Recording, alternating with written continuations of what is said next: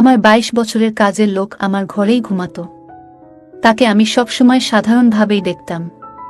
একদিন হঠাৎ সে আমার সামনে এসে বলল, ম্যাডাম, দয়া করে আমাকে ছোট চোখে দেখবেন না। সেই রাতে যখন আমি তার দিকে তাকালাম, আমি অবাক হয়ে গেলাম। রমেশ এখন আর আগের মতো যুবক নয়, বরং এক পরিপক্ক, পরিণত মানুষের মতো আচরণ করছিল। আমি তাকে অনেকক্ষণ ধরে ডাকছিলাম, কিন্তু তার কোনো সাড়া পাচ্ছিলাম না। তাকে খুঁজতে খুঁজতে আমি তার ঘরে গেলাম। সেখানে দেখলাম রমেশ মাত্রই স্নান সেরে বাথরুম থেকে বেরিয়ে এসেছে। তার গায়ে তখনও শার্ট ছিল না। আমি প্রথমবারের মতো তাকে এমনভাবে দেখলাম। রমেশের শরীর ছিল খুব শক্তিশালী, যেন কোনো যোদ্ধার মতো। আমি অবাক হয়ে তাকিয়ে রইলাম। বহু বছর পর আমি কোনো যুবককে এভাবে দেখলাম। আমি এক দৃষ্টিতে তাকিয়েছিলাম। তারপর আমি রমেশকে, আমার নাম প্রিয়া। আমি ৩৮ বছরের হলেও আমি আমার শরীরের অনেক যত্ন নিতাম, তাই আমার বয়স বেশি মনে হতো না। বন্ধুরা, আজকের গল্পটি অনেক বেশি স্পেশাল, তাই কেউ মিস করো না। আর দয়া করে গল্পগুলো ভালো লাগলে ভিডিওটি লাইক, শেয়ার এবং চ্যানেলটি সাবস্ক্রাইব করো প্লিজ। যখন থেকে রমেশ আমার বাড়িতে এসে থাকতে শুরু করলো, আমার জীবনে কিছু পরিবর্তন আসতে লাগলো। প্রথমে আমি ভেবেছিলাম রমেশ ছোট, সে কিছু বুঝতে পারবে না। কিন্তু ধীরে ধীরে তার আসল চরিত্র আমার সামনে আসতে লাগলো। আমি কখনো ভাবতেও পারিনি যে ২২ বছরের একটি ছেলে আমার মতো ৩৮ বছরের একজন মহিলার জীবনে এমন আনন্দ বয়ে আনবে। রমেশ ২২ বছরের তরুণ, যাকে আমি গ্রামের বাড়ি থেকে আমার বাড়িতে কাজের জন্য নিয়ে এসেছিলাম। আমার বাড়িতে শুধু আমি আর আমার ১ বছরের সন্তান ছিল। যখন আমি কাজে যেতাম, রমেশ আমার সন্তানের যত্ন নিত এবং সে আমার বাড়িতেই থাকত। আমি বিয়ে না করেই মা হয়েছিলাম। আমার প্রেমিক আমাকে বিয়ের প্রতিশ্রুতি দিয়ে আমার সঙ্গে প্রেমের অভিনয় করেছিল। যখন আমি গর্ভবতী হয়ে গেলাম, আমি তার বাড়িতে গেলাম এবং সেখানে গিয়ে দেখি যে তার বিয়ে হচ্ছে। সে আমার সঙ্গে প্রেমের অভিনয় করেছিল, কিন্তু শেষমেশ অন্য একটি মেয়েকে বিয়ে করে ফেলেছিল। আমার গর্ভে যে সন্তান ছিল, তাকে নষ্ট করার ইচ্ছে আমার হয়নি। যখন আমি ভাবলাম গর্ভপাত করাবো, তখনও অনেক দেরি হয়ে গিয়েছিল, কারণ আমি তখন প্রায় ৫ মাসের গর্ভবতী ছিলাম। আমার বাবা মা আমাকে এবং আমার সন্তানকে গ্রহণ করতে অস্বীকার করলেন, তাই আমি একাই থাকতে শুরু করলাম। কিছু মাস আগে আমি আমার গ্রামের বাড়ি গিয়েছিলাম আমার দাদার ৯০তম জন্মদিন উদযাপন করতে। আমার দাদু আমাকে সেই বিশেষ দিনের জন্য নিমন্ত্রণ পাঠিয়েছিলেন, তাই আমি গ্রামে গিয়েছিলাম। সেখানে আমার ছেলেকে শুধু আমার দাদাই ভালোবেসে কোলে তুলে নিয়েছিলেন। আমার ছেলে কুনাল তার সঙ্গে খেলছিল। এমন সময় অফিস থেকে আমার ফোন এলো। কিছুক্ষণের জন্য ফোনে কথা বলার জন্য আমি বাইরে গেলাম। আমি যখন বাইরে থেকে ফিরে এলাম, দেখলাম আমার ছেলে কুনাল আর দাদার কাছে নয়, বরং বাড়ির এক কর্মচারীর কাছে ছিল। আমি লক্ষ্য করলাম কুনাল সেই কর্মচারীর সঙ্গে বেশ আনন্দের সঙ্গে খেলছে। আমি আমার সন্তানকে তার কাছ থেকে নিয়ে চলে যাওয়ার প্রস্তুতি নিচ্ছিলাম, তখনই সেই কর্মচারী আমাকে থামিয়ে বলল, ম্যাডাম, আমাকে একটু সাহায্য করবেন? আমার টাকার প্রয়োজন নেই, আমার কাজের প্রয়োজন।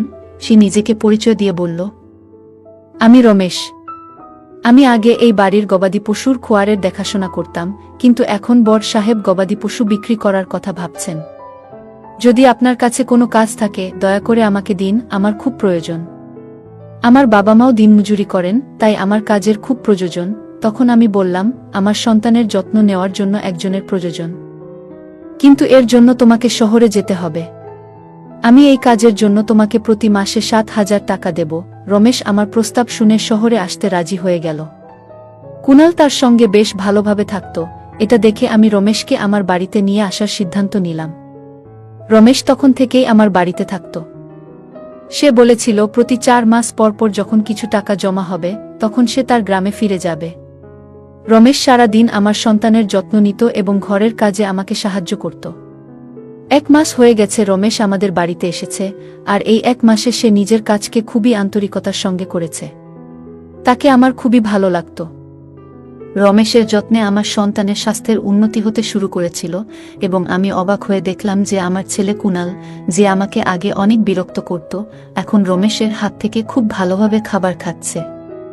আমি রমেশকে আমার বাড়িতে থাকার জন্য একটি আলাদা ঘর দিয়েছিলাম। একদিন রাতে আমার ছেলে খুব কাঁদছিল এবং কিছুতেই থামছিল না। তার কান্নার শব্দ শুনে রমেশ আমার ঘরে এসে কুনালকে আমার কাছ থেকে নিয়ে নিল। রমেশের কাছে যেতেই আমার ছেলে কুনাল একদম শান্ত হয়ে গেল। রাত অনেক হয়ে গিয়েছিল, কুনাল রমেশকে ছেড়ে দিতে চাইছিল না, তাই আমি রমেশকে আমার ঘরেই থেকে যাওয়ার জন্য বললাম। সেদিন আমি অনেক সুন্দর একটি পোশাক পরেছিলাম। সে আমার কথায় রাজি হয়ে গেল। সকালে আমি ঘুম থেকে উঠলাম, তখন দেখি কুনাল রমেশকে জড়িয়ে ধরে ঘুমাচ্ছে। সেই দৃশ্য দেখে আমার মনে হল, রমেশ সত্যিই আমার সন্তানের জন্য একজন আদর্শ দেখাশোনাকারী হয়ে উঠেছে। সেই রাতের পর থেকে রমেশ কুনালের জন্য আমার ঘরেই থাকতে শুরু করল। রমেশ আসার পর সবকিছু ঠিকঠাক চলছিল, আর তার কাজের প্রতি আন্তরিকতা দেখে আমি বেশ খুশি ছিলাম। ছুটির দিনে আমি রমেশকে নিয়ে শপিং মলে গেলাম। সেখানে আমি তার জন্য সুন্দর কিছু পোশাক কিনলাম এবং সেলুনে গিয়ে তার নতুন হেয়ার স্টাইল করিয়ে দিলাম। রমেশ দেখতে ভালো ছিল, কিন্তু সে সবসময় খুব সাধারণভাবে থাকত। সেদিন আমি তার পুরো লুকটাই বদলে দিয়েছিলাম। নতুন রূপে রমেশকে দেখে আমি নিজেই বিশ্বাস করতে পারছিলাম না যে কাল পর্যন্ত যে একজন সাধারণ কর্মচারী ছিল, সে এতটা স্মার্ট এবং আকর্ষণীয় লাগতে পারে। শপিং মল থেকে আমরা যখন বাড়ি ফিরলাম, কুনাল ঘুমিয়ে পড়েছিল। আমি তাকে তার ঘরে নিয়ে বিছানায় শুইয়ে দিলাম এবং পানি আনতে বাইরে যেতে লাগলাম। ঠিক তখনই রমেশ আমার জন্য পানি নিয়ে এলো। আমি পানি খেয়ে গ্লাসটা রেখে দিলাম, আর লক্ষ্য করলাম রমেশ আমাকে তখন থেকেই এক দৃষ্টিতে দেখছিল। হঠাৎ করেই সে আমাকে আলতো করে জড়িয়ে ধরল। অনেক বছর পর কোনো পুরুষের আলিঙ্গন পেলাম, আমি অবাক হয়ে তাকে দূরে সরিয়ে দিলাম। তখন রমেশ বলল, ম্যাডাম, আজ আপনার জন্যই আমি প্রথমবারের মতো নিজেকে ভালোবাসতে শিখেছি। জীবন সত্যিই সুন্দর, শুধু সেটাকে কিভাবে উপভোগ করতে হয় তা জানা দরকার। আজ আপনি আমাকে সম্পূর্ণ বদলে দিয়ে আমার উপর অনেক বড় অনুগ্রহ করেছেন। সত্যিই আমি এখন অনেক ভালো লাগছি। রমেশের মুখে সেই আনন্দের হাসি দেখে আমিও খুশি হয়ে গেলাম, কারণ কোনো গরিবের উপকার করতে আমার অনেক ভালো লাগে। পরের দিন থেকেই রমেশ খুব পরিপাটি ও সুশৃঙ্খলভাবে থাকতে শুরু করল। সে মাত্র 22 বছরের হলেও গ্রামের ছেলে হওয়ার কারণে তার শারীরিক গঠন ছিল মজবুত। সে প্রতিদিন বাড়িতেই শরীরচর্চা করত, আর তার উচ্চতাও বেশ ভালো ছিল। একদিন আমি তার পড়াশোনা সম্পর্কে জানতে চাইলে সে বলল, এখন আর তার পড়াশোনায় মন নেই। প্রতিদিন সকালে অফিসে যাওয়ার আগে আমি আমার সন্তানের প্রতি ভালোবাসা প্রকাশ করতাম। আজ সকালে অফিসে যাওয়ার আগে যখন আমি আমার ছেলে কুনালকে আদর করতে গেলাম, দেখি সে রমেশের কোলে বসে আছে। হঠাৎ আমার ছেলে কুনাল মুখটা ঘুরিয়ে নেয়, আর আমার ঠোঁট অজান্তে রমেশের গালে স্পর্শ করে। আমি কিছুটা অপ্রস্তুত হয়ে পড়েছিলাম এবং দ্রুত রমেশের কাছে ক্ষমা চাইলাম। ঘটনাটি আমাকে অস্বস্তিতে ফেলে দিলেও রমেশ বিষয়টি সহজভাবে গ্রহণ করল। আমি তখন রমেশের কাছে ক্ষমা চেয়ে অফিসে চলে গেলাম। সন্ধ্যায় যখন বাড়ি ফিরলাম, তখনও আমি রমেশের চোখে চোখ রাখতে পারছিলাম না। রমেশ কুনালকে খাইয়ে ঘুম পাড়িয়ে দিয়েছিল, তারপর আমরা একসঙ্গে রাতের খাবার খেয়ে নিলাম। খাওয়ার পর আমি আমার ঘরে গিয়ে ওষুধ খেতে লাগলাম, কারণ আমার মাইগ্রেনের সমস্যা ছিল। ওষুধ খাওয়ার পরও আমার মাথার ব্যথা কমছিল না, তাই আমি মাথা ধরে বসেছিলাম। কিছুক্ষণ পর রমেশ ঘরে এলো। আমাকে এমন অবস্থায় দেখে সে জানতে চাইল কি হয়েছে। আমি বলার পর সে আমার মাথায় ধীরে ধীরে মালিশ করতে শুরু করল। রমেশ এর মালিশে আমার মাথার ব্যথা ধীরে ধীরে কমতে শুরু করল, আর আমি আস্তে আস্তে গভীর ঘুমে ডুবে গেলাম। সেই রাতে আমার ঘুম খুবই ভালো হয়েছিল। পরের দিন আমাদের অফিসে ট্র্যাডিশনাল ডে উদযাপন ছিল। আমি ঠিক করেছিলাম যে সেদিন গুজরাটি পোশাকে সাজব। আমি ঘাঘরা পরেছিলাম, কিন্তু স্কার্টের গিট বাঁধতে গিয়ে বেশ অসুবিধায় পড়েছিলাম। আমার কোনো সহায়তা ছিল না, তাই আমি ঘরে কাজ করা রমেশকে ডেকে গিট বাঁধতে বললাম। গিট বাঁধার সময় তার হাত আমার পিঠের উপর দিয়ে স্পর্শ করছিল। আমি বিষয়টাকে গুরুত্ব দেইনি, কারণ তখন আমার কাছে আর কোনো উপায় ছিল না। প্রস্তুত হয়ে যখন আমি বের হতে যাচ্ছিলাম, তখন রমেশ আমাকে থামিয়ে দিল। রমেশ ঘর থেকে কাজল নিয়ে এসে আমার কানের পেছনে লাগিয়ে বলল, ম্যাডাম, এখন আপনাকে আর কেউ নজর দিতে পারবে না। আপনি সত্যিই খুব সুন্দর লাগছেন। আপনি এমনিতেই অনেক সুন্দর, আর আজকে আরও সুন্দর লাগছেন। তার কথা শুনে আমি হেসে ফেললাম এবং বাইরে বেরিয়ে পড়লাম। সেদিন সন্ধ্যায় যখন আমি বাড়ি ফিরলাম, তখন আমার সঙ্গে আমার এক বান্ধবী এবং তার বন্ধু ছিল। রমেশ সেদিন অসাধারণ খাবার তৈরি করেছিল। আমার বান্ধবী পরের 4 দিন আমার বাড়িতে থাকার সিদ্ধান্ত নিয়েছিল, আর তার বন্ধু আমাদের সঙ্গে পরের 3 দিন ছিল। পরের দিন রাতে রমেশ খাবার তৈরি করে আমার বান্ধবী তানিয়া এবং তার বন্ধুকে ডেকে খেতে বলল, কিন্তু তারা নিজেদের ঘরে বসে পানীয় খাচ্ছিল। তানিয়া অনেকটাই পান করে ফেলেছিল এবং খাওয়া ছাড়াই ঘুমিয়ে পড়েছিল, আর তার বন্ধু সুনীল আমাদের সঙ্গে খাবার টেবিলে বসে খেতে শুরু করল। সুনীল আমাকে উদ্দেশ্য করে বলল, প্রিয়া, তুমি তো তানিয়ার থেকেও সুন্দর। সুনীলের কথায় রমেশ তার দিকে রাগী দৃষ্টিতে তাকালো এবং খাওয়া শেষ করে নিজের ঘরে চলে গেল। সুনীলে চলে যাওয়ার পর সে আমার কাছে এসে বলল, ম্যাডাম, আপনার এই ধরনের বন্ধুরা আমার ভালো লাগছে না। তখন আমি রমেশকে ধমক দিয়ে বললাম, আমি তোকে পরিবারের সদস্যের মতো মনে করি, এর মানে এই নয় যে তুই আমার অতিথিদের নিয়ে কিছু বলবি। তোর কাজ হচ্ছে বাড়িতে আসা অতিথিদের সেবা করা, তুই শুধু সেটাই করবি। আমাকে শেখানোর চেষ্টা করার দরকার নেই। আমি আমার ঘরে চলে গেলাম। যদিও আমি রমেশকে ধমক দিয়েছিলাম, তবুও সে আমার জন্য পানি নিয়ে এলো। আমি আমার ওষুধ খেয়ে পানি পান করে শুয়ে পড়লাম। সেদিন রমেশ আমার ঘরে ঘুমাতে আসেনি বলে মনে হচ্ছিল, কিন্তু সকালে ঘুম ভাঙতেই দেখি সে আমার পাশে শুয়ে আছে। সকালে ঘুম থেকে উঠতেই দেখি তানিয়া আমার সামনে দাঁড়িয়ে আছে এবং তার মুখে বিরক্তির ছাপ। রমেশকে সামনে আনা হলো, তার হাতে তানিয়ার ওড়নাটা বাঁধা ছিল। তানিয়া ক্ষুব্ধ কণ্ঠে বলল, তোমার এই গ্রাম্য কাজের লোকটা আমার বন্ধুর হাত ভেঙে দিয়েছে। রমেশ তখন মাথা নাড়ল এবং শান্তভাবে বলল, ম্যাডাম, আমি কিছুই করিনি। রাতে সুনীল সাহেব মদ্যপ অবস্থায় ছিলেন, সম্ভবত তার ভারসাম্য হারিয়ে পড়ে গিয়েছিলেন। আমি তো সুনীল সাহেবের উপর হাত তুলতে যাব কেন? তানিয়া তখনও কিছুটা অস্বাভাবিক অবস্থায় ছিল বলে মনে হল। রমেশ আমার জন্য তাদের কাছে ক্ষমা চেয়ে নিল। তানিয়া ও সুনীল তখন সেখান থেকে চলে গেলেন এবং রমেশ আমার কাছেও ক্ষমা চাইতে শুরু করল। আমি জানতাম রমেশ কোনো ভুল করেনি। আজ আমি ছুটি নিয়েছিলাম কারণ কয়েকদিন ধরে আমি খুব ব্যস্ত ছিলাম। তাই ভাবলাম আজ একটু নিজেকে সময় দেব। সকালের নাশতা করার পর আবারও 1 ঘন্টার জন্য ঘুমিয়ে পড়লাম। রামার ছেলে কুনালও আমার সঙ্গে ঘুমিয়ে পড়েছিল। ঘুম থেকে উঠে মনে হলো 1 কাপ চা খুব দরকার। আমি রমেশকে ডেকে চা বানানোর জন্য বললাম। আমি তাকে অনেকক্ষণ ধরে ডাকছিলাম, কিন্তু তার কোনো সাড়া পাচ্ছিলাম না। তাকে খুঁজতে খুঁজতে আমি তার ঘরে গেলাম।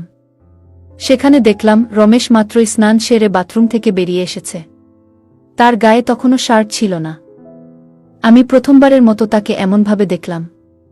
রমেশের শরীর ছিল খুব শক্তিশালী, যেন কোনো যোদ্ধার মতো। আমি অবাক হয়ে তাকিয়ে রইলাম। বহু বছর পর আমি কোনো যুবককে এভাবে খালি শরীরে দেখলাম। আমি এক দৃষ্টিতে তাকিয়েছিলাম, আমার যেন হুঁশ ছিল না। এই মুহূর্তে রমেশ আমাকে ডাক দিল। তখন দেখি সে শার্ট পরে আমার সামনে দাঁড়িয়ে আছে, কিন্তু আমি তখনও তাকিয়ে আছি, যেন আমার মনোযোগ ছিল অন্য কোথাও। রমেশ আমার চোখের সামনে হাতের চুটকি বাজালো। আমি হুঁশে ফিরলাম। তাকে বললাম, আমার জন্য 1 কাপ চা বানিয়ে দাও। আজকের দিনটা আমি নিজের জন্য একটু আলাদা করে রেখেছিলাম। তাই দুপুরবেলা নিজের ঘরে বসে রিল্যাক্স করার জন্য ত্বকের যত্ন নিচ্ছিলাম। আমি তখন শর্টস আর গাউন পরেছিলাম এবং আমার পায়ের ওয়াক্সিং করছিলাম। ওয়াক্সিং করার সময় একটু বেশি গরম ওয়াক্স পায়ে পড়ে যায়, যার ফলে পা পুড়ে যায়। ব্যথায় আমার মুখ দিয়ে শব্দ বেরিয়ে গেল। আমার ব্যথার শব্দ শুনে রমেশ দ্রুত ঘরে আসে। সে এসে পায়ের পুড়ে যাওয়া অংশ থেকে গরম ওয়াক্স সরিয়ে দেয় এবং সেখানে সাবধানে ক্রিম লাগিয়ে দেয়। তার সাহায্য আমার পায়ে স্বস্তি এনে দেয়, যদিও তার স্পর্শের কারণে আমি কিছুটা অস্বস্তি বোধ করছিলাম। রমেশ ও আমি ঘরের কিছু কাজ করছিলাম, কিন্তু আমার মধ্যে তখন কিছু অনুভূতি তৈরি হচ্ছিল যা বোঝানো কঠিন। হঠাৎ রমেশের চোখ আমার দিকে পড়তেই আমি ব্যথার কারণে আবার একটু কুঁকিয়ে উঠলাম। রমেশ চিন্তিত মুখে বলল, ম্যাডাম, আপনি এখন বিশ্রাম নিন। বাকি যা দরকার আমাকে বলুন, আমি সব ঠিক করে দেব। আমি তাকে আমার পায়ের বাকি অংশের ওয়াক্সিং করার জন্য বললাম। রমেশ আমার কথা মতো কাজ করল, এমনকি আমার মুখেও হালকা ম্যাসাজ করে দিল। তার স্পর্শে আমি বেশ আরাম বোধ করলাম। আজকের ছুটির দিনটা আমার জন্য বেশ শান্তিপূর্ণ ছিল। রমেশ সত্যিই সব দিক থেকেই নিখুঁত ছিল, কোনো কাজই তার জন্য কঠিন মনে হতো না। আজকে রাত নামতেই আমি তাকে আমার ঘরে না থাকার জন্য অনুরোধ করলাম। দিনের বেলায় আমি ঘরে থাকি না, তাই অন্তত রাতটা আমি আমার সন্তানের সঙ্গে একান্তে কাটাতে চেয়েছিলাম। প্রতিবার রমেশ ঘরে থাকা আমার পছন্দ হতো না, তাই আজ রাতে তাকে অন্য ঘরে থাকার জন্য বললাম। দিনগুলো এভাবেই চলতে থাকল। কিছুদিন রমেশ ছাড়া আমার ছেলে কুনাল রাতে ঘুমাতে পারত না, কিন্তু ধীরে ধীরে সে কান্না বন্ধ করল। এদিকে আমি নিজেও কিছু পরিবর্তন অনুভব করতে শুরু করলাম। প্রতিদিন সকালে ঘুম থেকে উঠলেই শরীর ভারী লাগতে শুরু করল। হঠাৎ এই পরিবর্তন কেন হচ্ছে তা বুঝতে পারছিলাম না। আমার শরীরের যন্ত্রণা এতটাই বেড়ে গিয়েছিল যে বিছানা থেকে ওঠারও ইচ্ছা থাকত না। তাই আমি অফিস থেকে 1 সপ্তাহের ছুটি নিয়ে নিলাম, যেন কিছুটা বিশ্রাম নিয়ে সুস্থ হয়ে উঠতে পারি। এই সময়ে কুনাল প্রায় পুরোটা সময় রমেশের সঙ্গে কাটাচ্ছিল। মাঝে মাঝে আমার ছেলের খিদে পেলে কুনালকে আমার কাছে নিয়ে আসত। আজ আমি আমার কোমর ধরে বসেছিলাম। রাতের বেলায় রমেশ 1 গ্লাস পানি নিয়ে আমার ঘরে আসে। আমার কোমরের উপর হাত দেখে সে বুঝে গেল আমার কোমরে খুব ব্যথা হচ্ছে। রমেশ বলল, ম্যাডাম, যদি আপনার কোনো আপত্তি না থাকে আমি আপনার কোমরে একটু মালিশ করে দিতে পারি। আমার কোমরের ব্যথা এতটাই তীব্র ছিল যে আমি তার প্রস্তাবে রাজি হয়ে গেলাম। মালিশ শুরু করার আগে আমি ঘরের বড় লাইট বন্ধ করে ছোট্ট জিরো বাল্বটা জ্বালিয়ে দিলাম, যেন পরিবেশটা আরও শান্তিপূর্ণ হয়। রমেশ যখন কোমরে হালকা চাপ দিয়ে মালিশ করছিল আমি বেশ স্বস্তি অনুভব করছিলাম। মালিশ শেষ হওয়ার পর মনে হলো যেন আমার ব্যথা একেবারে হাওয়ায় মিলিয়ে গেল। মালিশ করার সময় রমেশ আমাকে জিজ্ঞেস করল, ম্যাডাম, আপনার কি কখনো কুনালের বাবাকে মনে পড়ে না? আপনি এত সুন্দর এবং তরুণী হয়ে একা কেন? তার প্রশ্নের কোনো সঠিক উত্তর আমার কাছে ছিল না। আমি শুধু বললাম, হয়তো এই প্রশ্নের উত্তর আমার কাছেও নেই। সেই মুহূর্তে কথোপকথনটা শেষ হয়ে গেল। রমেশের মালিশে আমার এত ভালো লাগলো যে আমি গভীর ঘুমে তলিয়ে গেলাম। 2 দিন পর এমন একটা দিন আসলো যেদিন আমি আমার প্রিয়জনের সঙ্গে প্রথম দেখা হয়েছিল। সেই দিনটা শেষমেশ এসে গেল। সারাদিন আমি নিজেকে কোনো না কোনো কাজে ব্যস্ত রাখার চেষ্টা করলাম যাতে তার কথা আমার মনে না আসে। কিন্তু রাতের অন্ধকারে তার কথা খুব মনে পড়ছিল। সে এখন আমার সঙ্গে নেই, তবে সে আমার সন্তানের বাবা। কুনালকে দেখলেই প্রতিদিন তার কথা মনে পড়ে। আজ আমি আর আমার আবেগ ধরে রাখতে পারলাম না। ঘরে বসে হঠাৎ কান্নায় ভেঙে পড়লাম। আমার ছেলে আমার পাশে ঘুমাচ্ছিল, কিন্তু তখন আমি সেটাও খেয়াল করিনি। আজ এমনকি আমি আমার ওষুধও খেতে ভুলে গিয়েছিলাম। রাতে রমেশ 1 গ্লাস পানি নিয়ে আমার ঘরে ঢুকল। আমাকে কাঁদতে দেখে সে আমাকে পানি পান করালো। আমি কিছুটা স্থির হলে সে আমাকে ওষুধ দিল। আমার কান্নার আওয়াজ শুনে আমার ছেলে কুনাল কিছুটা নড়াচড়া করতে লাগল।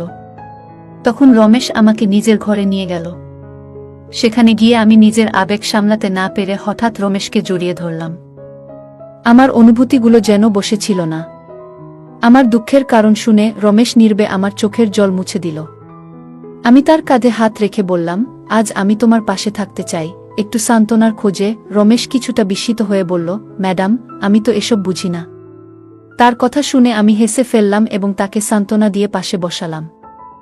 সেই রাতে আমি তার ঘরেই ছিলাম।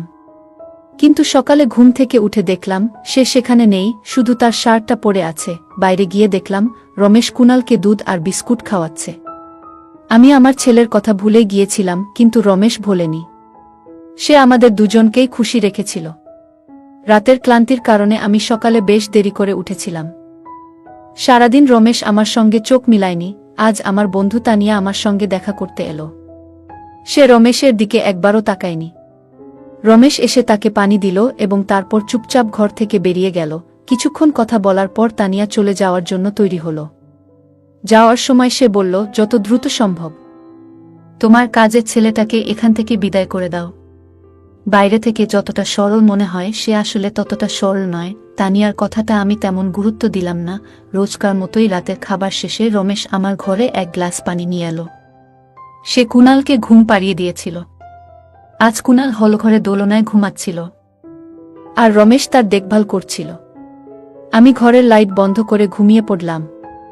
কিছুক্ষণ পরে কুনাল কাদার শব্দে আমার ঘুম ভাঙল। আমি উঠতে যাচ্ছিলাম, তখনই তার কান্নার আওয়াজ হঠাৎ থেমে গেল। তারপর আমি আমার ঘরের দরজা খোলার একটা শব্দ শুনতে পেলাম। আমি চুপচাপ লক্ষ্য করছিলাম। রমেশ আমার ঘরে ঢুকল। সে ধীরে ধীরে আমার কাছে এসে দেখার চেষ্টা করছিল আমি ঘুমিয়ে আছি কিনা। এরপর সে আমার মোবাইলটা তুলে নিল। তার এই কার্যকলাপ দেখে আমি দ্রুত লাইট জ্বালিয়ে দিলাম। আমাকে জেগে থাকতে দেখে রমেশ হতভম্ব হয়ে গেল। আমি তার হাত থেকে মোবাইলটা কেড়ে নিলাম এবং জিজ্ঞেস করলাম, রমেশ, এ কি করছো? এত রাতে তুমি এখানে কি করছো? সে কিছু না বলেই চলে যাওয়ার চেষ্টা করল, কিন্তু আমি তাকে এত সহজে ছেড়ে দেওয়ার ইচ্ছা করিনি। আমি তাকে তার সেই ভিডিও দেখালাম যেখানে তানিয়া একদিন এসে আমাকে একটা ভিডিও দেখালো। যেটা তার বয়ফ্রেন্ড সুনীলের সঙ্গে রমেশের মারপিটের দৃশ্য ছিল। সেদিন সুনীল এর মোবাইলের ক্যামেরা ভুলবশত চালু ছিল এবং সেই ঘটনাটা পুরোপুরি রেকর্ড হয়ে যায়। সেই ভিডিও দেখার পর থেকেই আমি রমেশের উপর নজর রাখছিলাম। আমি রমেশকে ডেকে বললাম, রমেশ, তুমি মিথ্যে কেন বললে? কেন সুনীল এর উপর হাত তুলেছিলে? রমেশ একটু থেমে বলল, যে কেউ আপনাকে ক্ষতি করার চেষ্টা করবে তার সঙ্গে আমি এমনই করব। ম্যাডাম, সেদিন রাতে সুনীল মদ্যপ অবস্থায় আপনার ঘরে ঢুকেছিল আর সে আপনার সাথে খারাপ ব্যবহার করতে চেষ্টা করছিল। এজন্যই আমি তার উপর হাত তুলেছিলাম। রমেশের কথা শুনে আমি অবাক হয়ে বললাম। আমি বললাম, ঠিক আছে, আমি তোমার কথা মেনে নিচ্ছি, কিন্তু তুমি আমার পানিতে ঘুমের ওষুধ কেন মেশাচ্ছিলে? আজ আমি নিজেই দেখেছি তুমি আমার পানিতে ওষুধ মিশিয়েছিলে। তোমার নজর আমার উপর ছিল, আর যেটা তুমি চেয়েছিলে সেটা আমি তোমাকে দিয়েছি। এখন তোমার কাজ শেষ, তুমি তোমার গ্রামে ফিরে যাও। আমার কথা শুনে রমেশ বলল, ম্যাডাম, আপনি যা ভাবছেন সেটা মোটেও ঠিক নয়। গত রাতে আমি কিছুই ভুল করিনি। হ্যাঁ, আমি আপনার পানিতে ঘুমের ওষুধ মেশাই যাতে আপনি ঘুমিয়ে পড়েন, কিন্তু আমি আপনার সঙ্গে কিছুই করতে চাইনি। কয়েকদিন আগে রাতে আমি আপনাকে ফোনে কথা বলতে দেখেছিলাম। আমি বুঝতে পেরেছিলাম আপনি আবারও আপনার সেই প্রেমিকের সঙ্গে দেখা করার পরিকল্পনা করছেন, এবং সেই দেখা আপনার নিজের বাড়িতেই হওয়ার কথা ছিল। আমি এটা আটকাতে চেয়েছিলাম, কারণ সেই ব্যক্তি এখনও আপনাকে প্রতারণা করছে। সে আপনাকে মিথ্যে কথা বলছে, সে আপনাকে ধোঁকা দিচ্ছে, আর তার লক্ষ্য আপনার সন্তানকে আপনার কাছ থেকে দূরে নিয়ে যাওয়া। তার স্ত্রী সন্তান ধারণ করতে পারে না, তাই সে আপনার কাছাকাছি আসতে চাচ্ছে। সে তার স্ত্রীকে তালাক দেয়নি, আর এসব কথাই সে আপনাকে গোপন করেছে। আমি বিস্মিত হয়ে রমেশকে জিজ্ঞেস করলাম, রমেশ, তুমি এসব জানলে কিভাবে? তুমি কে? এসব তথ্য তুমি পেলে কোথা থেকে? রমেশ উত্তরে বলল, আপনার বাবা সাহেব আমাকে আপনার ছবি দেখিয়েছিলেন। রমেশ বলল, প্রথমবার আপনাকে দেখে খুব ভালো লেগেছিল, কিন্তু আপনার বাবা সাহেব বলেছিলেন যে আপনি বিয়ে করতে চান না। তখনই আমরা দুজনে মিলে একটা পরিকল্পনা করি, আপনার জীবনে জায়গা করে নেওয়ার জন্য আমি এখানে এসেছিলাম। তবে এখানে আসার পর দেখলাম অনেকেই আপনাকে ভুল উদ্দেশ্যে কাছে টানতে চাইছে। তখন থেকেই আমি আপনার সুরক্ষা করা শুরু করি। রমেশ আসলে 22 বছর বয়সী ছিল না। আমার প্রথম সন্দেহ ঠিকই ছিল। সে 30 বছর বয়সী এবং একটি ভালো চাকরি করত। আমার ভালোবাসা জয় করতে সে এত চেষ্টা করেছিল। রমেশ যা বলেছিল সবই সত্যি ছিল।